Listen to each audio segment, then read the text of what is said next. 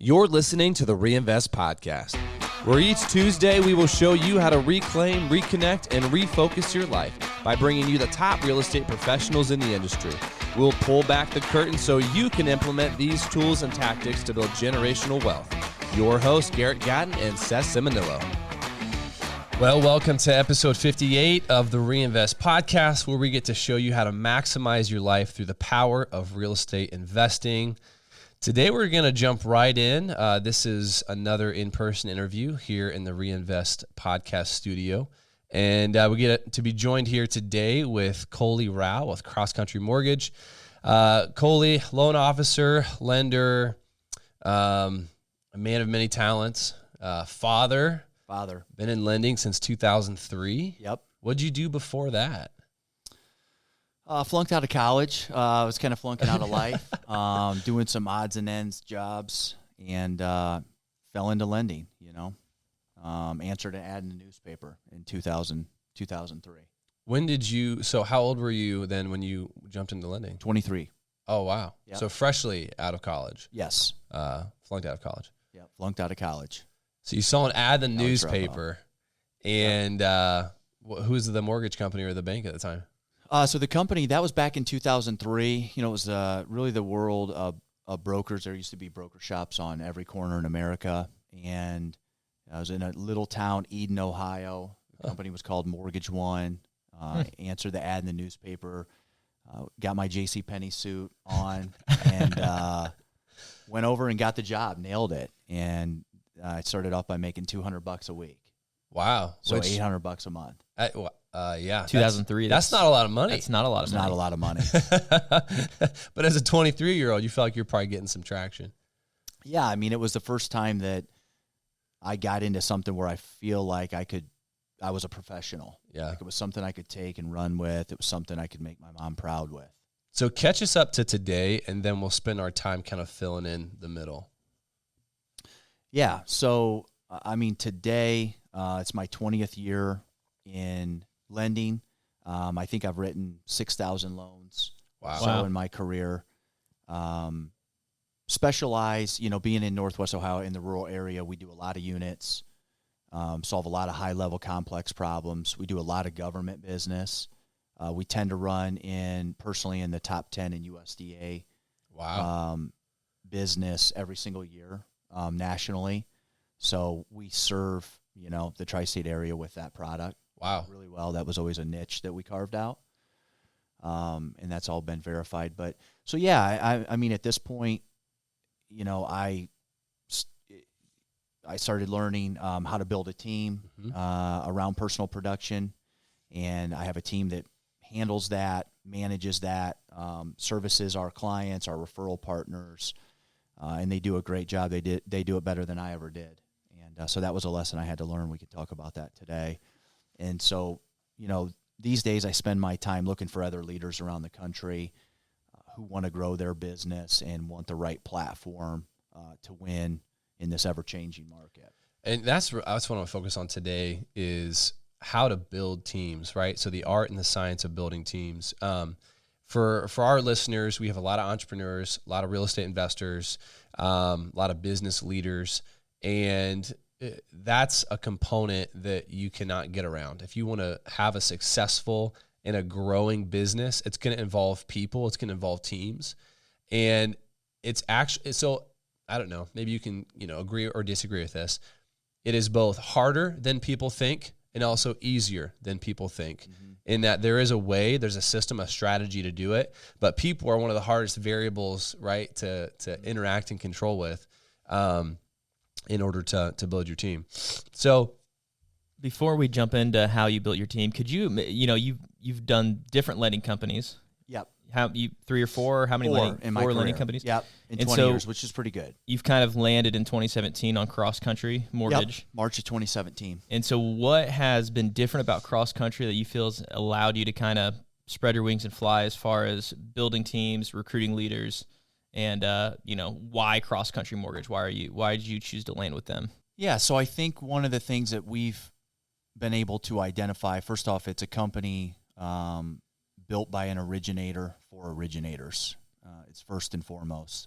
When I got there in 2017, our owner, Ron Lenhart, was still writing loans. Wow. We were a multi-billion-dollar company at the time, so still relatively small, and now we'll be the number one retail lender in America 7 years later. Wow, that is rapid growth. That's crazy. Exponential growth, largest in the industry by far. We're definitely on the radar. So what's our secret sauce? I mean, I think that with lending, most companies have more of a hierarchy with many people stepping on the business. You know, everybody's got a title. Right. Everybody's stepping on your business making money, but they're providing very little value. And with the market, certainly in a compressed market like right now, and it's a compressed market because mortgages just aren't worth anything. You know? Right. They're not worth anything because the market doesn't think that anybody's going to stay in the mortgages that are being written. Right. Right. So that is where margin compression, one of the elements where margin compression comes from. And so in that market, it exposes, right? It's like the saying, you know, when the tide goes out, you see who's really wearing swimming trunks, right? Or not. So it's kind of that. And we're in that space. It's going to be a deep, dark winter in mortgage lending. You know, we are definitely in M&A season right now. And what's M&A stand for? So mergers and acquisitions. Oh, okay. Yep. So a lot of companies are just holding on the verge of it. And one of the things is we're just very aggressive. So when it's like chicken little, you got kids. So the sky's falling. Right. We're going to run right. We just run left. Right. We're just going to go into it. We're just going to win, you know, offense all the time. Adapt or die kind of thing. Yeah, absolutely. And so our makeup is really where we believe that salespeople come to be business people. Right. Okay, they're going to get more autonomy to run their business. For me, one of the things that's helped me is just understanding that everybody that would be listening to this or people that I talk to around the country, like we don't own the companies that we work for. So like Andy Frisella says, listen, you're an entrepreneur. That's a good thing. Like one of my mentors said to me a long time ago, like, hey, Michael Jordan didn't own the Bulls. Right.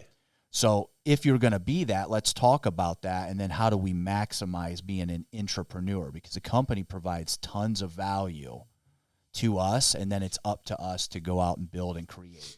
And so we don't really have any restrictions geographically, products, pricing. We go out and win all over the place. Really, whatever your dream is, you can build it. So it kind of reminds me of, so there's been a trend of things being democratized, right? An industry that was very tight, very niche, high barrier to entry. You know, good examples would be like the taxi industry and what Uber did to that, or Airbnb in the hotel, you know, industry. And it sounds like maybe this is a bad analogy, but they've kind of democratized mortgage lending to make you guys competitive, and to get rid of a lot of the corporate structure that was previously there for most other mortgage or banking companies that write loans. Or what's still there around a lot of the regional banks that we probably deal with on a daily basis. Right. Yeah, regional banks. You know, I was reading a book the other day called Managing Oneself, and it talks about that hierarchy. You mentioned banks. It's like, okay, you know, in 25 years, maybe I'll have my boss's job. Right. That's not how the world works these days. The individual determines within the company what their future looks like. Oh, interesting. Right? And that's the change of what we're dealing with. You know, our philosophy is we believe that the best leaders are the ones in the trenches. Yep. And so when you cut out people who don't understand what it takes to be you and don't provide any value, our company was built by leaders in the trenches like myself who produce, are in the trenches, and just had bigger dreams to build and influence others and kind of to give back to help others learn what I have learned, because the industry is about keeping people dumb and in the dark. Right. That's the goal, right? Let's keep everybody dumb and in the dark. And you got to understand that it's their job to keep more. It's your job to get more. Right. You have to understand and how it works. That's intimidating, I think, to a lot of people who have maybe been in the industry for a long time, who understand, you know, those mid-level management positions and have grown comfortable there. So then to have somebody like you with your company come in, you're stepping on toes.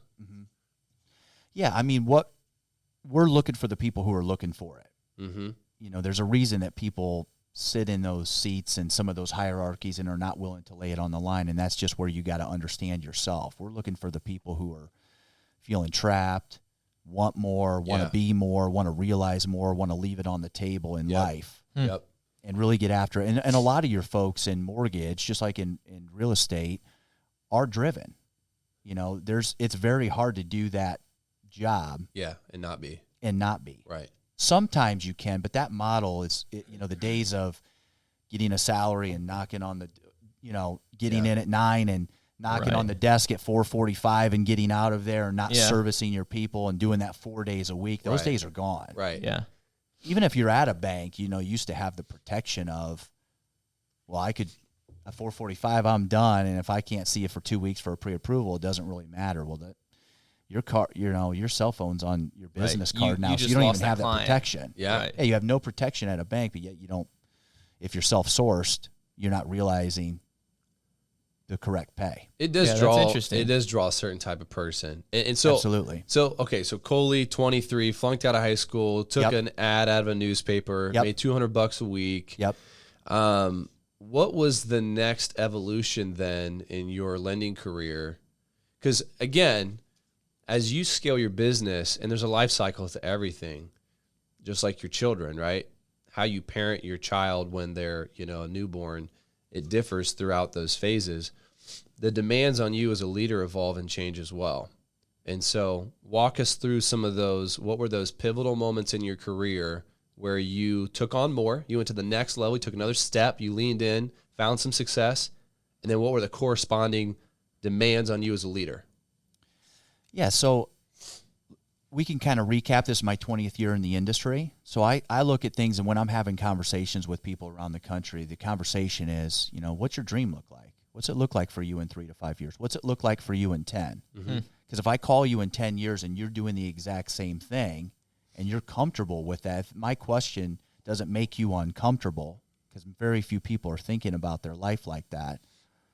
But I always say, if you catch me 10 years later, 1,000%, I will not be doing the exact same thing I was doing 10 years ago. Right. Yeah. So if I look at the first 10 years of my career, it was just put my head down, build a name for myself, do what I say, always find a way, deliver all the time. It was a 24/7, 365 job. So you were just writing Never loans off. like an animal. Like an animal.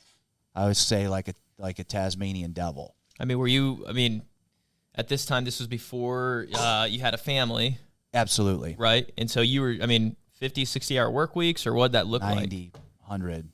Absolutely. Wow. Whether I needed to or not. Because How many hours are in a week again? Never off. Yeah, when I talk about that, I've had a mentor say that to me, like, hey, what's your number one job? And then you'll ask somebody that, like, okay, prospecting.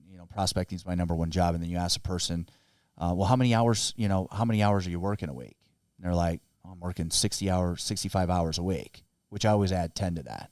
Right. Because real work is headspace and all that. That's right.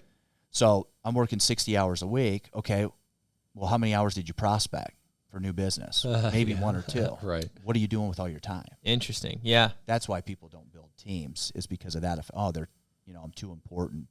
And we'll touch on that. But so for the first 10 years, it was just grind, grind, put my head down, bought my first office location in 2008. So went to, my second employer.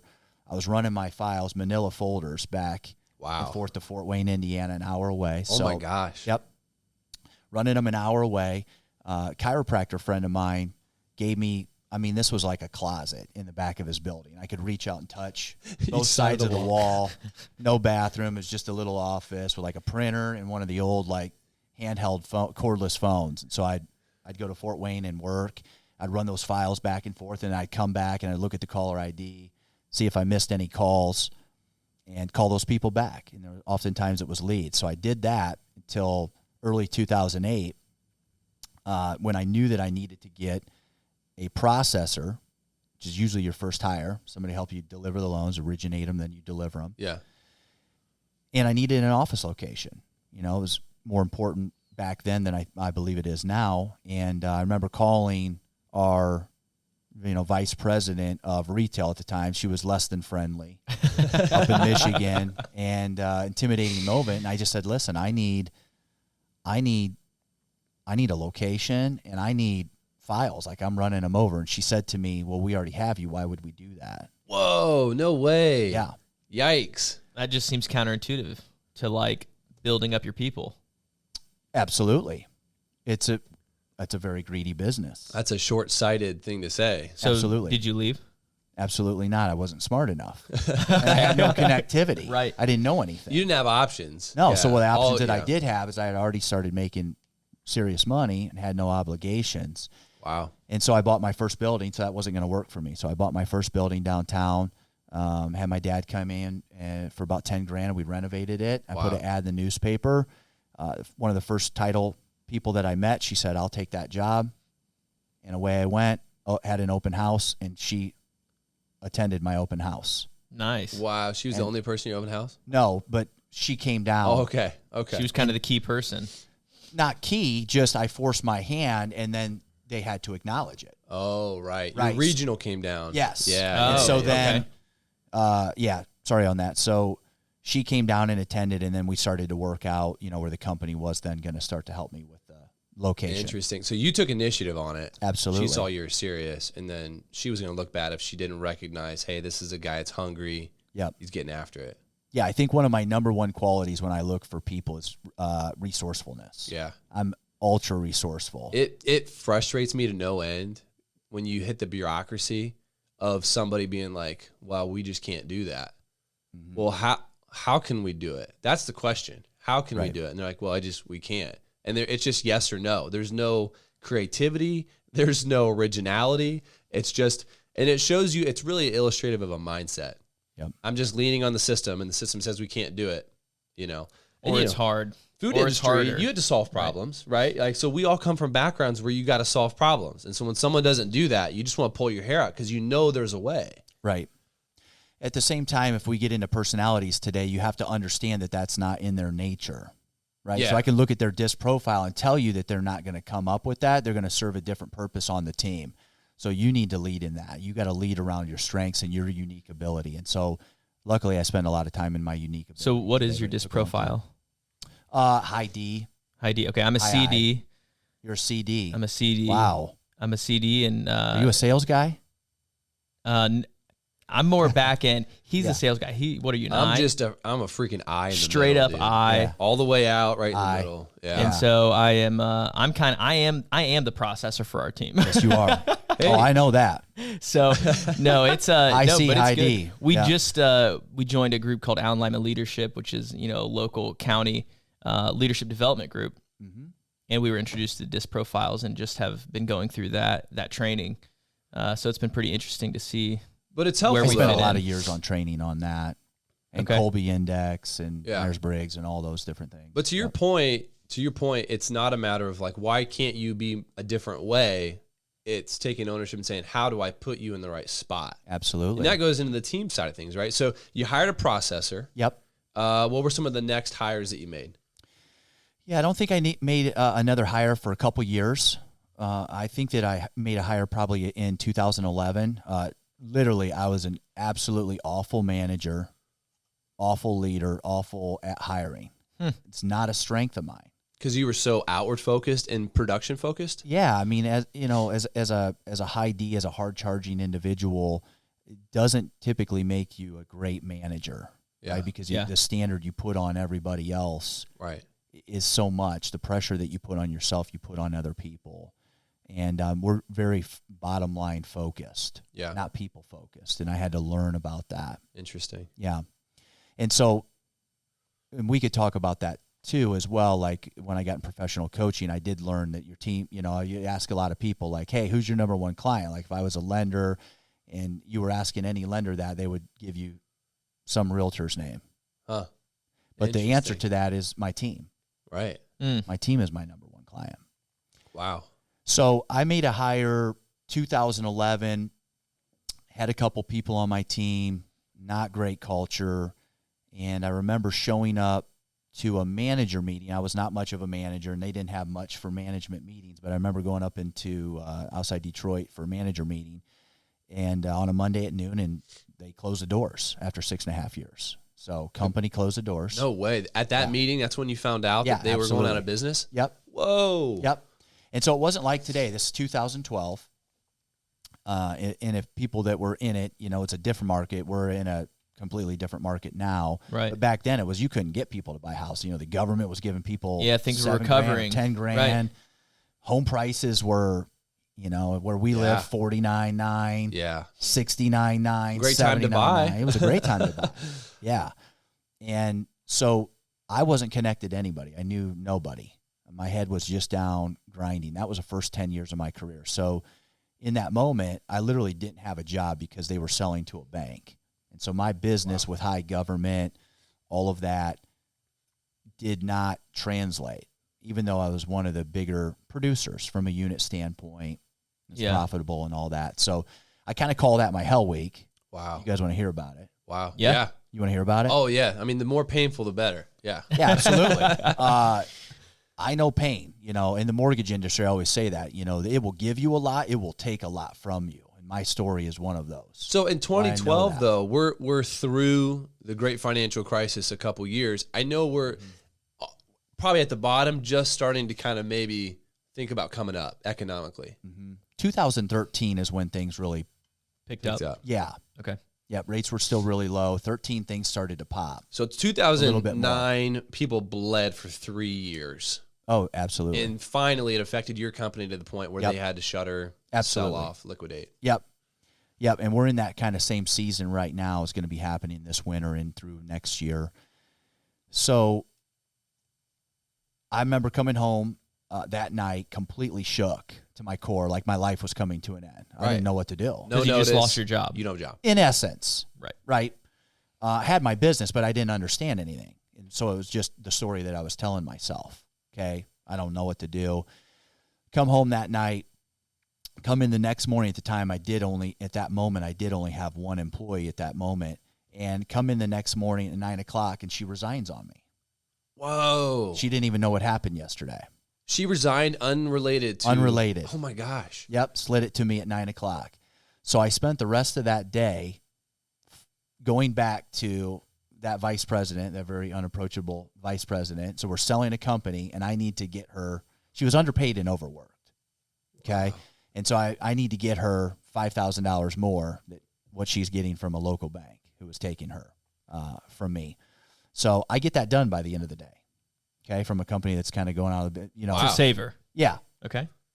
So I get that done on Tuesday. Now on Wednesday, they were having, I call it like cattle call interviews. So you literally go up up there, and they were just going to do interviews, fingerprints, like backgrounds for everybody on Wednesday, right? Because the new company was? The new company. Okay. Yeah, which was a bank out of Chicago. So it's since been sold a couple times. It sold to Cole Taylor Bank, and that was later dissolved into MB Financial, and I think maybe Fifth Third bought it. I'm not sure. But so we go up to these cattle calls because I didn't have anywhere else to go. Right. Like a man without a home. Right. Yeah. Sort of thing. And so Which is ironic because you have a successful business, but you didn't understand what you could do with that. 100%. Interesting. Yep. Which is why I spent the second decade of my career making sure that never happened again, which we can talk about. So I go up and I do these things knowing that I don't really have a job and it works within their model. I'm seeing what other people are doing. I remember coming home that night, and my girlfriend at the time made pecan chicken from Fresh Market. I'll never forget because I remember eating it, and I remember how I felt. So nerved up, right? Sick. So that night, she's got to get up the next morning and go do something in the health field in college. She's got to drive, like the weather's not great. And I just remember being up all night. I'm sick, and I'm wondering, I've just made myself absolutely nerved up to death. And so I'm not sleeping all night. It gets to the point where in the middle of the night, I'm throwing up water. Oh, gosh. Literally crawl in the shower at like 7 o'clock in the morning, and I head up to the medical group. And I told them, hey, I get in there and I tell them how bad my stomach hurts. This is on Thursday now, same week. So this is all in the same week. It's all in the same week. Wow. So Thursday, get in there, and I tell them that my stomach really hurts, they said, hey, listen, drink this and drive next door to the hospital. And so I drank whatever it was and went over to the hospital and waited like an hour or two, and then they came back and they said, well, your appendix is about to burst. Oh my gosh. Oh my word. Holy cow. Yeah. And so like 3 hours later, You're 4 hours later, you're they in surgery. finally have surgery on me. And they said it was the worst one that hadn't finally burst. It like burst when it was coming out of me, like when it got out. Dude, that's not what you want to hear from a doctor. Like, this is incredible. Yeah, it was crazy. It was not great. And I was in the office right next day. You were in the office next day. Next day. Yep. Just stitches, bleeding, just Absolutely. incredible. Yeah, because there was no team, there was no business. It was just a workhorse job. It was all on your I shoulders. did not Wow. understand anything different.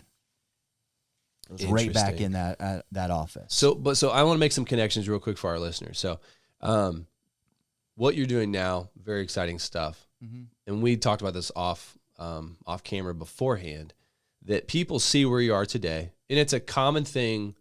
It's a common mistake people make about other people's success. Yes. Wow, look at Coley. Look what he's doing. Yeah. But the lessons you learned and where your business is at today was birthed out of the pain Absolutely. of this season of your life. Yes. So, Yeah, and I think pain continues in life, right? It's constant lessons, and it's what you do with them, and really one of the keys to success is not just what you learn, but it's implementation. what you do with it. You know, you gotta adopt it. So, looking at the next week, the first place to call me. So the place called me, a guy who's still a friend of mine. He called me and he said, hey, I heard what happened with you guys. And I said, I know it's terrible. And he said, we'd love to have you. And I said, where do I sign? And my story there is one of many loan officers, which I talk to all over the country, branch managers, regionals, which is you only have so much information and you make decisions based off of that information. And you typically, like 45% of loan officers move every 3.1 years. And 45% of those just call the first person they know. Wow. So they fall into the next opportunity because they don't know much about the business, or they're not connected because it's not revealing itself unless you're really looking. Well, you were siloed in the industry. Most people are. Yeah. You know what you know. You know what somebody's teaching you. I know how to do loans. Yeah, you know what somebody's teaching you. And everybody has a lens that they're talking to you through. Interesting. Everybody. So I signed with them and had a couple. I ended up being with them for 5 years. Okay. So 3 years there. 3 years in, I meet my first mentor. He's number one loan officer in the state of Michigan. Name's Kevin Polakovich. He now owns part of Neighborhood Loans and runs a monster branch. And is wildly successful both in the industry and outside of it. How'd you meet him? Speaking of real estate investor, he's got an incredible story of all the properties he bought in Grand Rapids. He went all in. Grand Rapids, Michigan? Yes. You think we could get him on the show? Yeah, if I give him a shout out here and he listens, I'm sure he would talk. But he has an incredible story, property management, and owns a massive amount of properties up there. Wow. I would love to, because, and we're talking about this today, some of what's unique about your story is the siloed, one of the ways people are siloed is, financial guys, a lot of time won't step into real estate. Sure. And real estate guys won't often step into, because you're sold on what you know or what you think is the best way to do things. Yep. The longer we do this, the realization we've come to is you need it all. You need that all. Diversification, 100%. So there's a lot of ways to skin a cat. Right. You know what I mean? There's a lot of good strategies out there. There's a lot of good businesses out there. It's not just, sometimes we get in our real estate brain, it's only real estate. Yep. But there's other cash flowing assets. So how'd you meet this guy? I think that's really good to talk about today. It's kind of where I'm going with some of the networks, which is ancillary businesses to mortgage, staying in your lane, staying out of them, kind of what my goal and my dream is. So I could speak about some of that because I'm figuring it out right now, trying to figure it out and living it. Yep. And this market, I believe, is showing people how singular. I think there's good and there's bad on that. Singular focus in business can be good. Diversification can also be good as well. Yeah. If you structure it the right way. Right. And you don't need to know everything if you have the right relationships in place around you. I think finding those like-minded relationships are easier in some ways because I could hop on groups and find tomorrow 500 people that want to do what I do. Mm-hmm.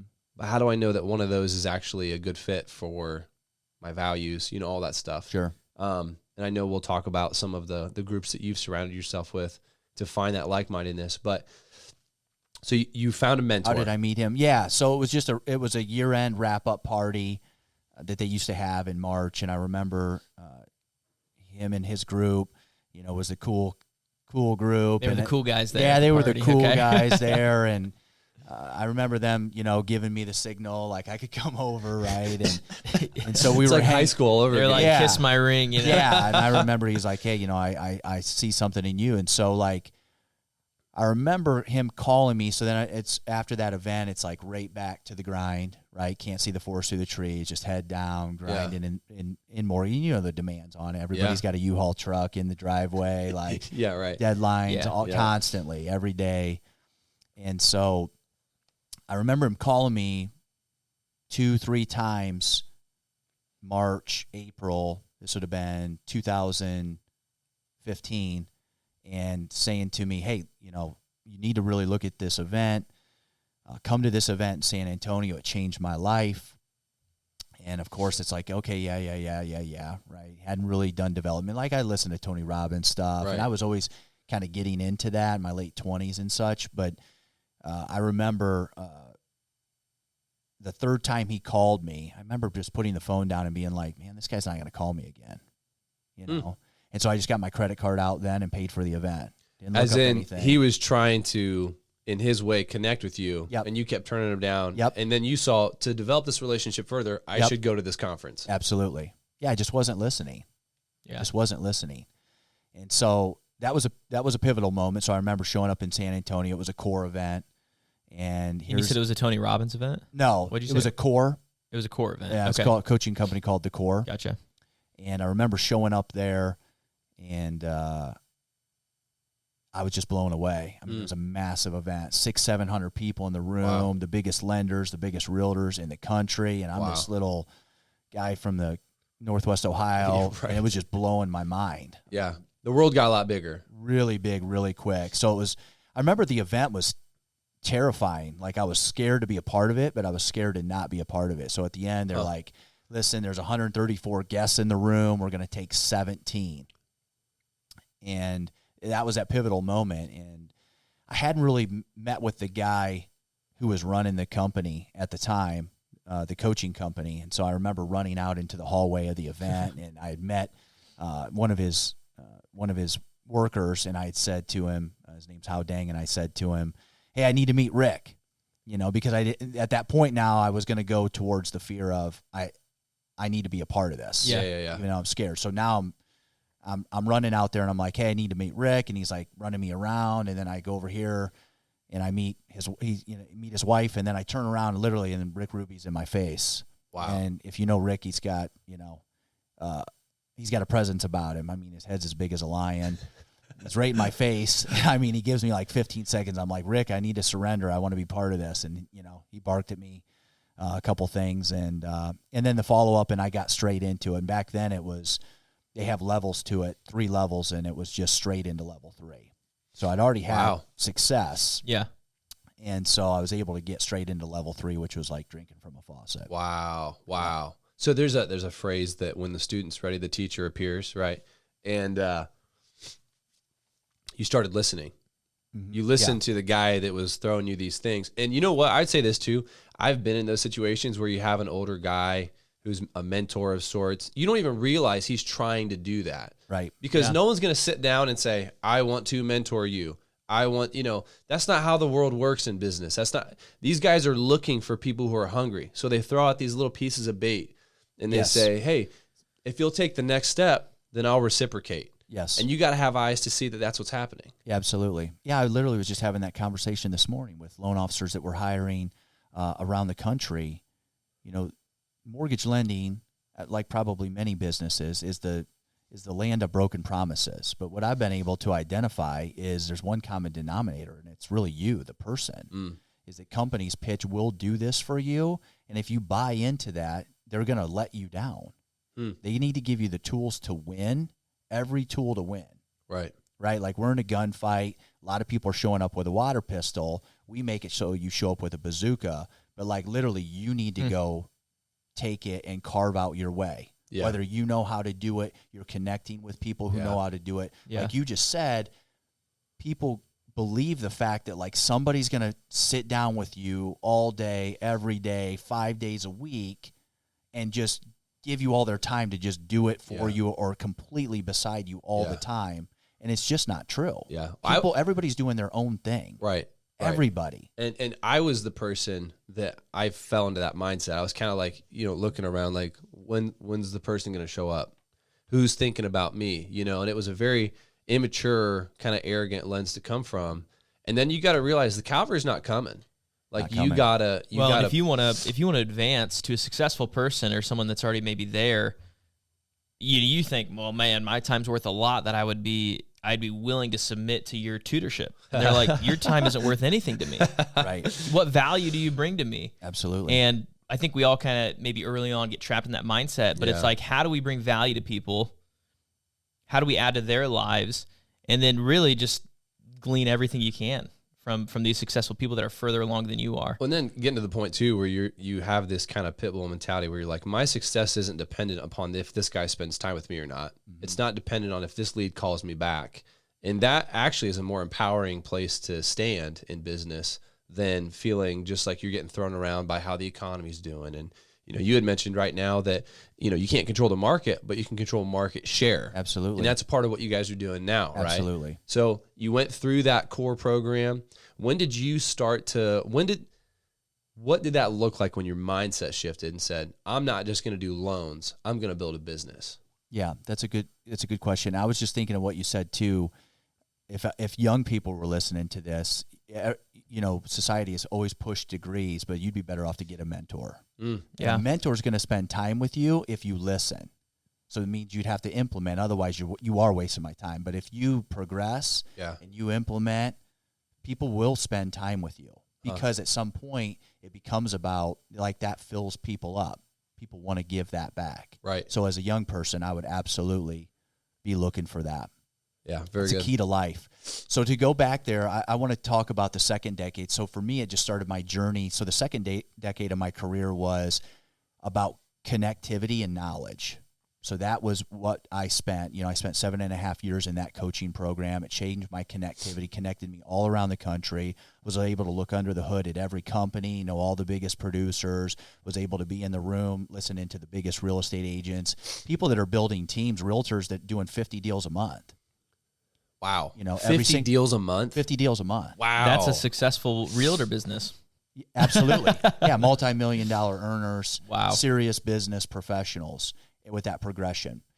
Not whether we want to jump to it, but you had asked me a question earlier about, the lessons I learned. And I did learn, I must have a hard head on certain things I learned. So we talked about it. 33 years old, I was grinding. And so that would have been...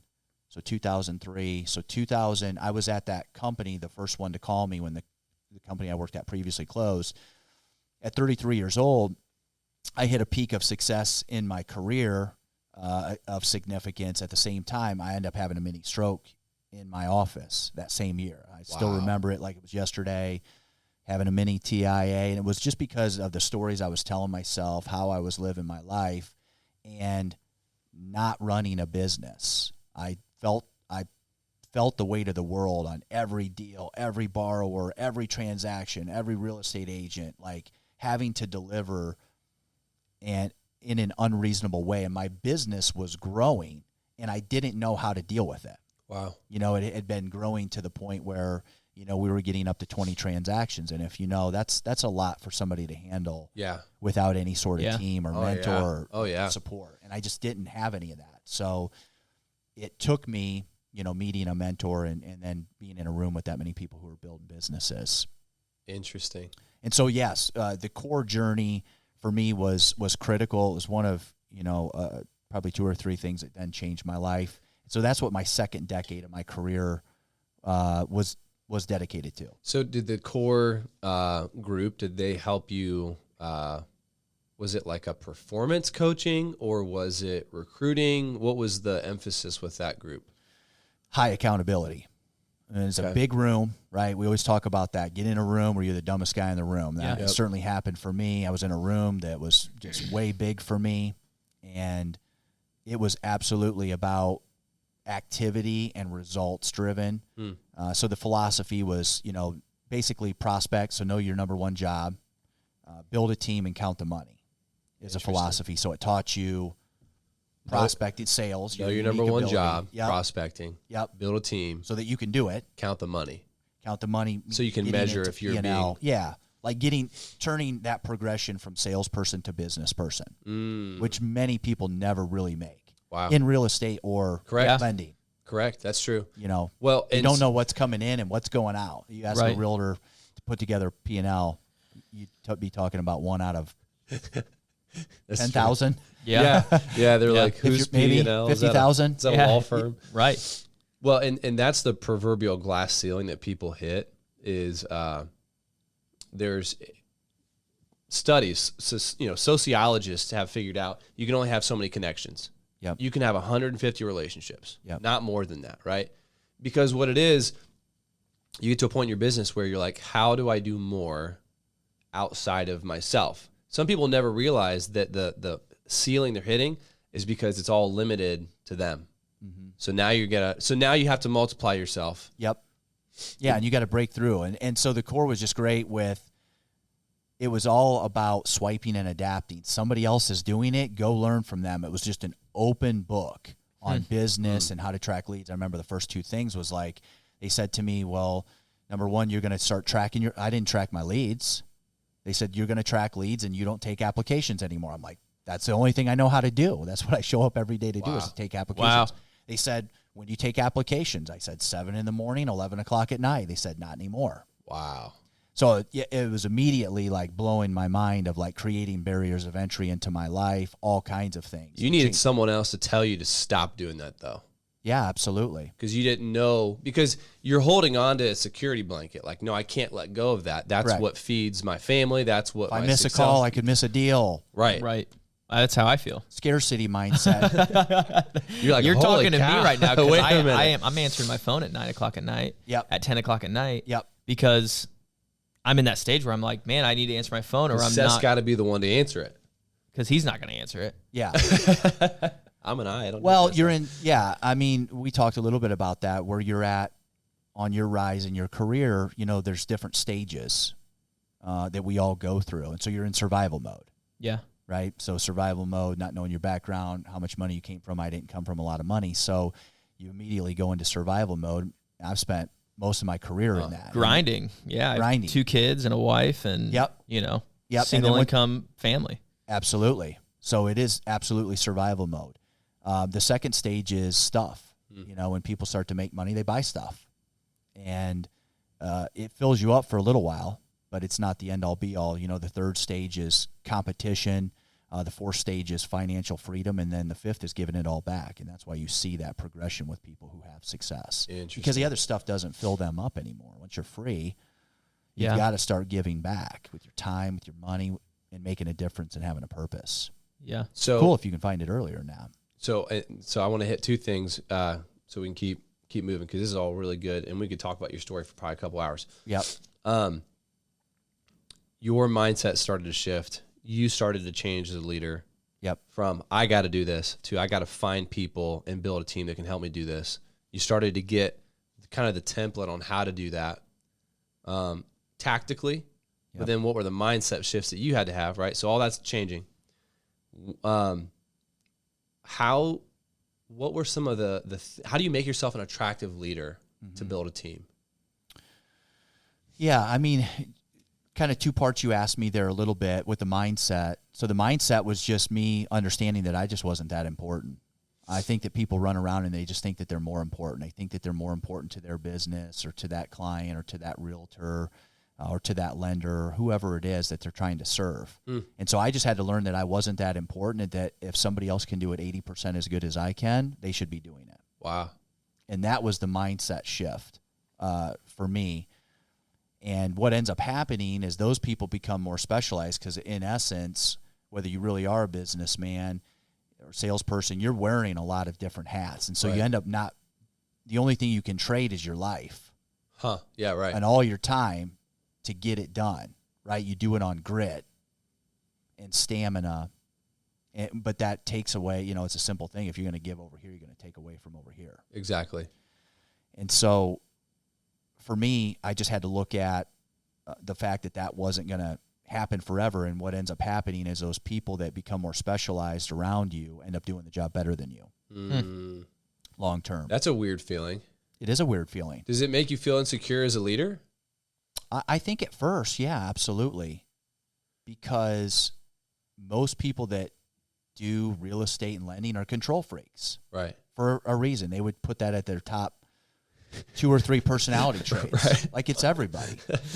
Micromanage Only well. I can do this. That's what I do. I can't delegate. So what I also learned was delegation is a learned skill. Like you're not just going to be a great delegator. Yeah. Most people build things because they're hard charging, but that also prohibits them from being great at delegating and building a team. Right. We always joke that Garrett learned how to delegate when I joined the team. Yeah. And I am the result of his delegation. It's a good match, though. Look where we are. It is a good match. Thank you, yang. Coley. It's a no, good yeah, match. like absolutely. Like if you guys are both super hard charging, you'd butt heads in that regard. Like you're hard charging, but just different personality. You bring different things to the table. So for me, I did a lot of deep work on personality profiles. We don't hire anybody without doing personality profiles. I mean, think about it. It's insane. So you're going to, every bad hire costs you 3 times their salary. Okay. Wow, that's good. So you're literally going to trust somebody to come in with their life and you're not even going to find out who they are. Yeah. It'd be like somebody hiring me or me not knowing enough about myself or the world or any of that. I mean, you could translate this to kids and teachers and all of that stuff where they don't even know who this person is. Like me in college, like not to defend me flunking out, but like it wasn't built for me, college. And some of that was built by the Rockefellers to build workers, that wasn't going to fit for me. I wasn't interested in things that weren't interesting to me. Mm-hmm. And so why would you, to your point, if you have the resources, because if I sit down with somebody and I'm thinking about hiring for a certain position, I'm going to get they want the job or else they wouldn't be at the interview probably. So they're going to tell you and try and fit themselves into the template that you're saying, hey, are you good at this? But the disc profile or whatever it is gives you the objective side that says, you think you're good for this, but are you good for it? Absolutely. And that prevention actually helps you avoid broken relationships, loss of resources. A desk job sitting by yourself most of the time, and if you're a straight I, it's probably not a good fit. It's really good. Yeah, you got to watch having high Ds on your team. They can be disruptive to the team. They got to be in a spot where they can kind of be individual, and be hard charging. You have your S's and C's that are consistent and thinkers, and they're showing up for you every day. 60% of the population is a high S. So really, that's your consistency. Yeah, it's 10% are high D's, 15% are high I's, and 15% are high C's. How many is high I's? 15. 15%? 15% of the population. Interesting. 60% is high C. So you get you're preventative in building your team. You're strategic about it because the person even sitting across from you, they may want the job, but it's like you sitting a set of tax returns in front of me. Like I could get the job done, but it's going to cause me massive pain and anxiety. And that mini stroke's going to turn into a big stroke. Yeah. And you only have so much energy, going into more your unique ability and strategic coach things, which is a great stuff to read for entrepreneurs, but you find out your unique ability. It's like the 80-20 rule, and then you spend your time doing that. At 20%. I've hired people, I've had people come in and they were super high I's like you, but yet they're working in a corner of a factory on a sewing machine. And they wonder why they're in my office trying to look for a new job. Yeah. They don't understand that. Right. To teach them that. Right. This is what you're meant for or not meant for. Yeah, that knowledge is power that way. And going back to putting yourself in a big room, we made a very strategic pivot. Jeff has done a very good job of building a business here in Lima. The glass ceiling that he hit and we hit was kind of like, how do we get outside of Lima? Right. So we went to some conferences. We went to the Best Ever conference a couple years in a row, Dealmaker Live, some different real estate conferences. And literally in the last 2 years, we have grown more from those connections. Yeah. You look at yourself and you shake your head and you're like, why didn't I do that earlier? That's stupid. You know, we always laugh.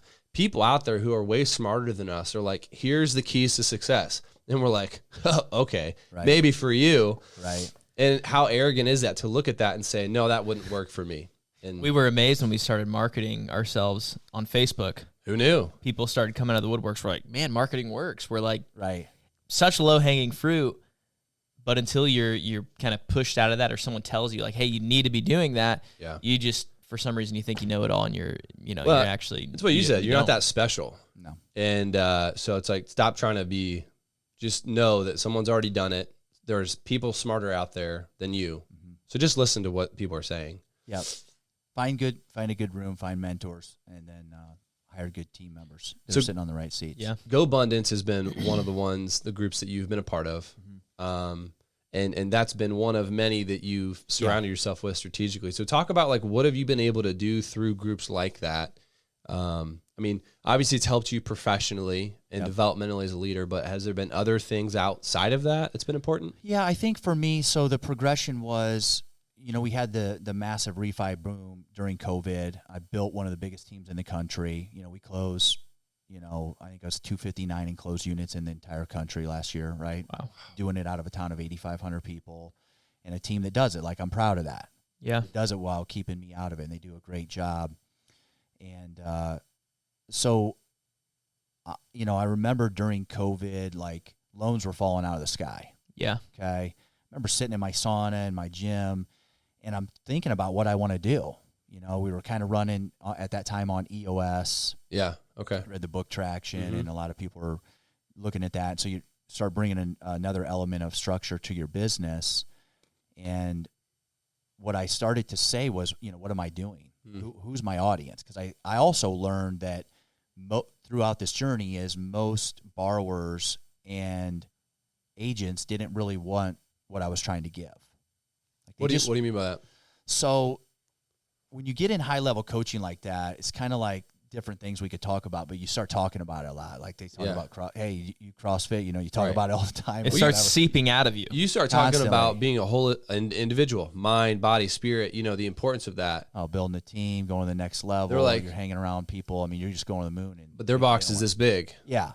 And so, and again, that's funny. Speaking on real estate agents, my mom was a realtor for 20 years. So like, I get that. I think it's one of the hardest jobs in America. There's a lot of pain with it. Thank you. Yeah, absolutely. So I know the challenge that it is in being an agent. I know both sides of it really, really well. Deal closed, and you're going to communicate well. Right. Yeah. Take care of their client. Exactly. Right? They don't want all this other stuff. Yeah. And that's cool. Because it's transactional. Right. So for me, I started to say, well, who's my audience? What fills me up? I was reading a lot of Dan Sullivan and Strategic Coach philosophies. If you haven't looked into that, some incredible stuff like the book Who Not How and Gap and the Gain are incredible. And 10X is easier than 2X, businesses like that. So I just said, well, listen, what really, and I had kind of shied away from coaching. I didn't really want to coach, and I really drew a difference between coaching and mentorship. I think that everybody confuses the two. Yeah. Everybody become a coach. I think coaching is,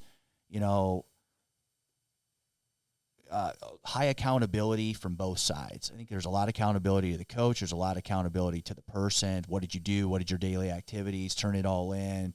Homework. Like, the core was super high accountability. Crazy high accountability. I think that I do better in my life. I want to mentor people. So I'm really, one of my unique abilities is how to get people from A to B quicker. Interesting. And I enjoy that more than the coaching. So then it was like, well, who's my audience? Well, what fills you up? I like talking to LOs, branch managers, and regionals around the country. Well, how do I do that? How does it make sense? So you talked about a lot of ways to skin the cat in the industry or in industries. And so what I did is I was very resourceful. I was having a call with my last core coach, and he mentioned, then we had a call with his number 2 person running his office in California. And I remember pausing the Zoom. He mentioned a guy's name. It wasn't even given to me by my coach, but he just mentioned because they were using him, because the guy's kind of a secret. And I paused it, found his name, did the research, got connected to him, and hired him. He's the only recruiting coach in the mortgage industry. Okay. And so I hired him, and he's now a really, really good personal friend of mine and a really guy, just an amazing human, one of the smartest guys I know. and I started building another business. I built a completely different flywheel. And this business was recruiting other lenders. Yes. And helping them build their business.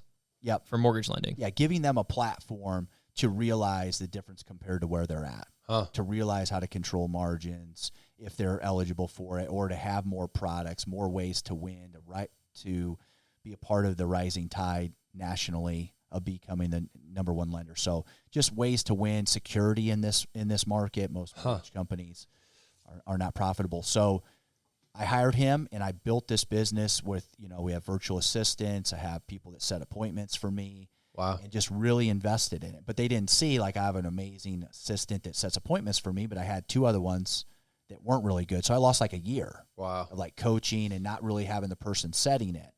And it's also something not like transactions with real estate where, you can make relationships, get a contract here, get a dopamine spike here, this day, two this day, three this day. Yeah. It's much more long, spread slow out. burns. Yeah.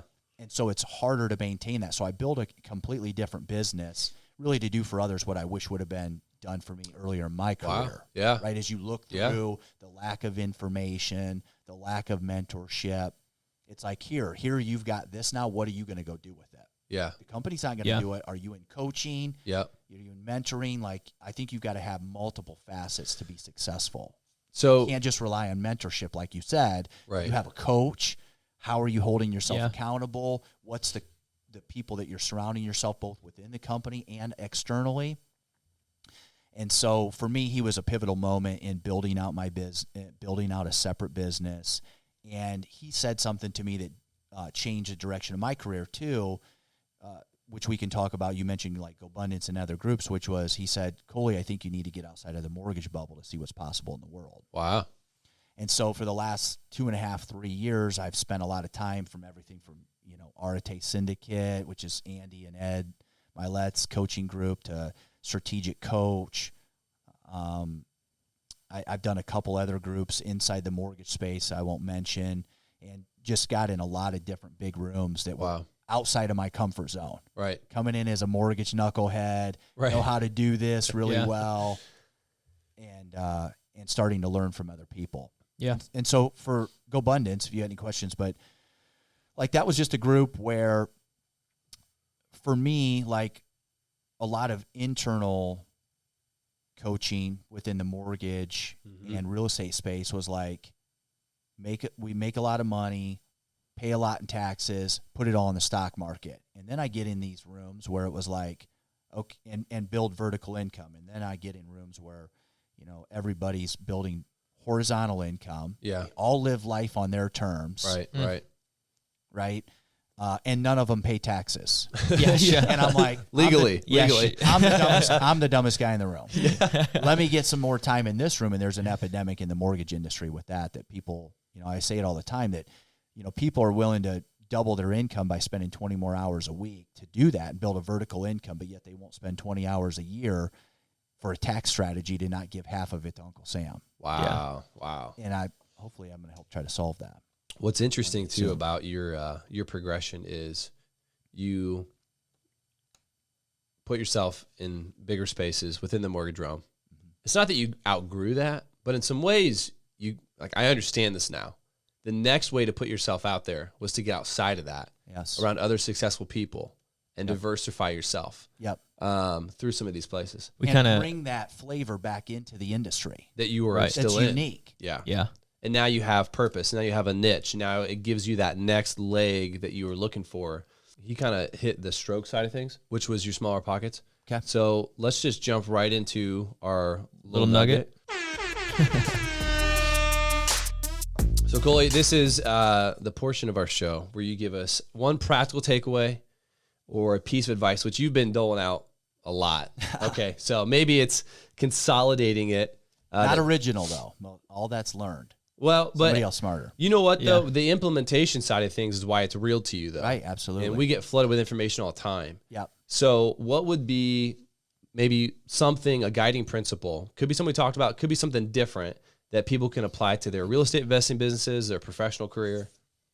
Yeah, I think we talked a lot about getting a mentor. I think is one key piece in life. Find somebody, one of the things that part of my evolution too in my life was, having that high accountability and that high grind. I kind of started to look at that life, and it's like, don't take advice from somebody whose life you wouldn't want to live. Right. Yep. So like, you got to have those moments by getting in bigger groups or bigger rooms that make you lift your head up, because it's like people put their head down and that's all they can see. You've got to get to where you're picking your head up and you survey the land. Right. Yeah. So I spend time trying to do that, or being forced into doing that by getting into those rooms. So yeah, I think for me, it's just find somebody who's doing what you want to do and try to spend time with them and emulate them. Yeah. I mean, there's a lot of people out there who want to do that. And don't be scared of that, because the people that would truly want to give back to you, it fills them up. Yeah. It gives them joy. It gives them energy. Yep. Yeah, it's that last piece of like, what's my legacy? What am I leaving behind? What am I building that's outside of myself? It's working on your business versus working in your business. Yeah, I think everybody hits, going through those layers, it's like you do want to make a difference. Yeah. You do want to make a difference for other people. Yeah, it's intrinsic, I think, inside of, there's tons of ways that people articulate that. It's more blessed to give than receive, It empowers people. But in closing today, what's been one of the greatest resources in your business career? Greatest resources. Could be a person, could be something very practical, could be a book that changed you, could be core, Yeah, I think it's, I would say you just mentioned a lot of things that were really good. So go back and listen to them. I think it's a great stew, right? Like, what is the soup that you're creating? You got one ingredient in it, or do you got multiple ingredients? Yeah, right. Like, are you going to events that are, if you live in a small town, are you getting outside of that small town? Are you getting to a city? Are you getting somewhere where people are going to blow your mind and you're like, you see what's possible in the world? Yep. I think it's critical. It's been really life-changing for me. I think reading some of the, understanding your time, it's interesting because you grow up in school, no interest in learning anything. Right. I read more books than anybody now. Isn't that funny? That's crazy. Isn't that crazy? Yeah. It is crazy. I mean, some of the books that changed my life was E-Myth. Oh, Okay. yeah. I need to read that one because I hear everyone talk about that That's book. a good one. Blow you away, yeah. Who Not How, Gap in the Gain. Gap in the Gain really spoke to me for the first time of why I did, because in my 20s and 30s, I didn't become a dad till I was 40, and that changed my life too. But I'd already been doing a lot of deep work. But in my 20s and 30s, all I knew how to do was live, eat, sleep, breathe loans. Right. And for the most part, doing it very successfully, I was miserable. And I read Gap in the Gain, and I was finally able to understand why I was miserable. Right. And it really just deals with perspective. Interesting. Right? Like the pieces is you have to, everybody's just, it's like if you're rowing out to sea, if you're looking at the sunset or the sun, like it's just forever. Yeah. You're just paddling, and you're never getting any closer. Right. Right. Sometimes you got to turn around and look at the shoreline to see how far you've come. Yeah. Wow. Wow. To gain that gratitude. And That sounds like perspective. something you'd hear in like a Karate Kid movie or something. I did grow up in martial arts, and I'm a UFC fanatic. There you go. All regurgitated, but yeah. I'm glad that we're doing this in person because you're pretty jacked. Yeah. Yeah. You got the it's home a serious gym. part. Yeah, I got a dream gym. I outfitted it right before COVID hit, so I built it. It's like 900 square feet. Had the rubber flooring all in it. That's sick. I got the Arnold and the Bruce Lee up on the wall, same one that Dana White has in his office. Dude. From the UFC. And I bought my gym in January of 20. Okay.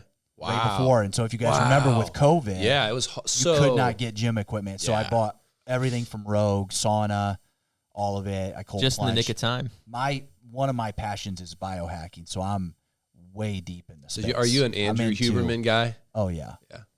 Do you do I'm doing 10XL. Do you do any of the stem cell treatment stuff? Yeah, I actually just had stem cell treatments in July in Austin, Texas, at the same place that Joe Rogan goes. How many times have you done that now? Twice. Have you? And then I'm going to have you it noticed again in anything? Miami. Have you noticed a difference? Doing 10X Health now. Absolutely, yeah. It helps with inflammation. I mean, this stage of my life, being a dad is the most important thing to me. Showing my daughter, for anybody who has a daughter out there reading the book Strong Father, Strong Daughter. You got to read that. Okay. Yeah. I got 4 girls, so I'm going to put that on my list. Yeah. You understand how important you really are to them. Is it essentially you're kind of building the image of what she's going to look for in a man later in life? Absolutely. Wow. Yeah. And if you don't give her that, like, if you another great book is Wild at Heart. Yeah. That is a good one. Yeah, I've so, read right, that. Like, a girl needs 2 things from her dad.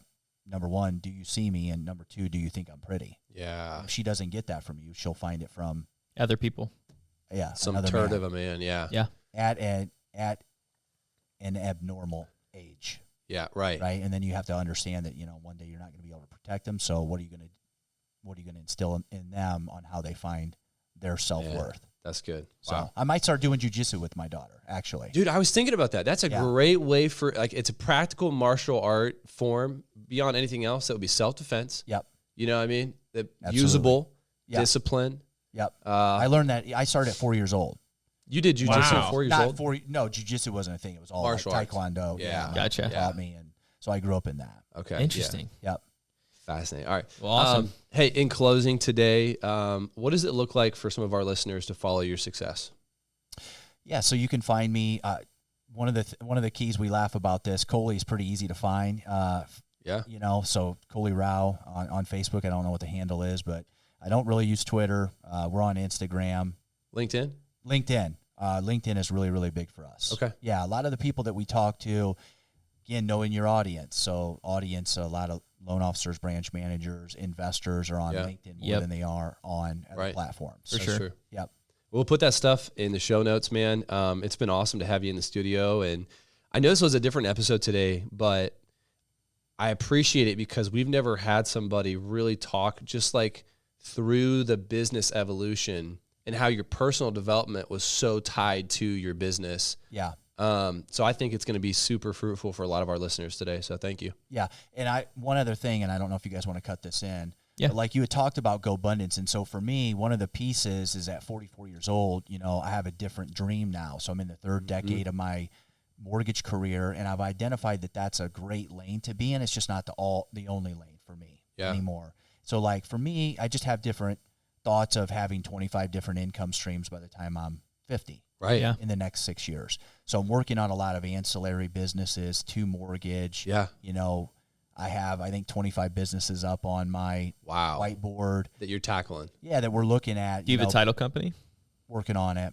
Yeah, you can have a piece. Now, a lot of those laws have opened up. They even opened it up for realtor lender now. FHA lifted that where you can actually be the lender and the realtor on the transaction. Oh, yeah. Wow. So that's a whole other conversation that we could get into in the future of what it looks like. Mm-hmm. Because there's big changes, with the law, the class action and stuff. Yeah. I can tell you where that's going and why. But yeah, so I think now the goal is to have different things that I'm more in control of, having a life thesis and an investment thesis that I follow, and having different channels. Yeah, that's awesome. PNC, life insurance, title, something that we're looking at, hard money, anything that's kind of somewhat related. Looking at ground up construction. Obviously talking about syndications and real estate. Yeah. Thinking about a fund to fund. Awesome. In the mortgage industry. So listen, if you want to reach out to Coley, you've got an idea or something to comment on that, I'm sure he'll, he and his team will take a look at that and entertain that. So, thanks for coming on today. Awesome. Thank you guys. Thanks for having me. As always, excited that you joined us on another episode of the Reinvest Podcast. If this episode added to your tool belt or left you feeling inspired, go ahead and share it with a friend. Stay tuned every Tuesday for new episodes. And if you want to get in touch with us, go to our LinkedIn or Facebook profiles and shoot us a message. Move farther, reach higher, and grow deeper. See you next time.